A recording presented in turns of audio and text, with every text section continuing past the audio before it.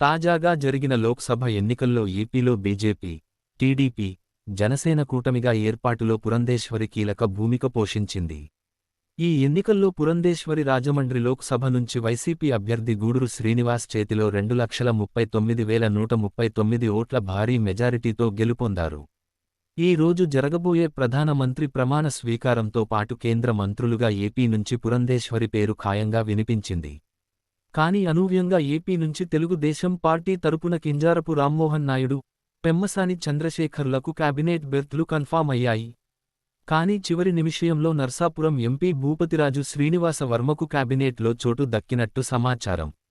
మరోవైపు తెలంగాణ నుంచి కిషన్ రెడ్డి, బండి సంజయ్లకు కేంద్ర నాయకత్వం నుంచి ప్రమాణ స్వీకారానికి రమ్మని ఫోన్లు కూడా వచ్చాయి. దీంతో వీళ్లు కేంద్ర కేబినెట్లో ప్రమాణం చేయడం దాదాపు ఖాయమైంది. కానీ ఏపీ పురంధేశ్వరికి మాత్రం అనూహ్యంగా లోక్సభ స్పీకర్ పదవి వరించబోతున్నట్టు ఢిల్లీ వర్గాలు చెబుతున్నాయి. అన్న ఎన్టీఆర్ కూతురిగా సుపరిచితురాలైన చిన్నమ్మ. అప్పట్లో అన్న ఎన్టీఆర్ గారికి ఆమె స్వయంగా ప్రసంగాలు రాసిచ్చేవారని చెబుతారు. అన్నగారు ఉన్నంత వరకు రాజకీయాలకు దూరంగా ఉన్న పురంధేశ్వరి 2004లో అనూహ్యంగా కాంగ్రెస్ పార్టీ కండువా కప్పుకుని బాపట్ల నుంచి 14 లోక్సభకు ఎన్నికయ్యారు. ఆ తర్వాత లిమిటేషన్లో అది ఎస్సీ రిజర్వ్ స్థానం కావడంతో 2009లో విశాఖపట్నం నుంచి ఎంపీగా పోటీ చేసి పార్లమెంట్లో అడుగుపెట్టారు.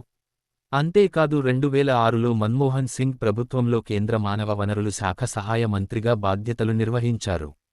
ఆ తర్వాత ఏపీ విభజన నేపథ్యంలో భారతీయ జనతా పార్టీలో చేరారు. 2014 ఎన్నికల్లో రాజంపేట నుంచి బీజేపీ తరపున ఎంపీగా పోటీ చేసి ఓడిపోయారు. ఇక 2024లో రాజమండ్రి నుంచి పోటీ చేసి ఎంపీగా గెలిచారు. తాజాగా లోక్సభ స్పీకర్గా పురంధేశ్వరి ఎన్నిక లాంఛనమే అయితే, అనంత శయనమయ్యంగార్, నీలం సంజీవ్ రెడ్డి, జీఎంసీ బాలయోగి తర్వాత ఆ పదవి చేపట్టబోతున్న 4వ తెలుగు వ్యక్తిగా రికార్డులకు ఎక్కుతారు. అంతేకాదు మీరా కుమార్, సుమిత్రా మహాజన్ల తర్వాత 3వ మహిళా స్పీకర్గా నిలుస్తారు పురంధేశ్వరి. మొత్తంగా చూసుకుంటే 18వ లోక్సభలో 18వ స్పీకర్గా ఆమె ఎన్నిక అవుతారా లేదా అనేది వెయిట్ అండ్ సీ. పురంధేశ్వరి కుటుంబ నేపథ్యం విషయానికొస్తే, ఈమె ఏప్రిల్ 22, 1959లో ఎన్టీఆర్, బసవతారకంలకు జన్మించారు. ఈమె విద్యాభ్యాసం మొత్తం చెన్నైలో జరిగింది. ఈమె అన్నగారి సంతానంలో 8 మంది కుమారులు, 4 కూతుళ్లలో రెండో ఆమె. BA ఆర్ట్స్లో సౌత్ ఇండియన్ ఎడ్యుకేషనల్ ట్రస్ట్ మరియు కాలేజ్ నుంచి పట్టభద్రులయ్యారు. పురంధేశ్వరికి 5 భాషల్లో అనర్గళంగా చదవగలదు మరియు రాయగలదు.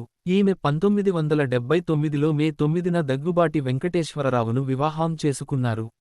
వీరికి నివేదిత, హితేష్ చెంచురాం సంతానం.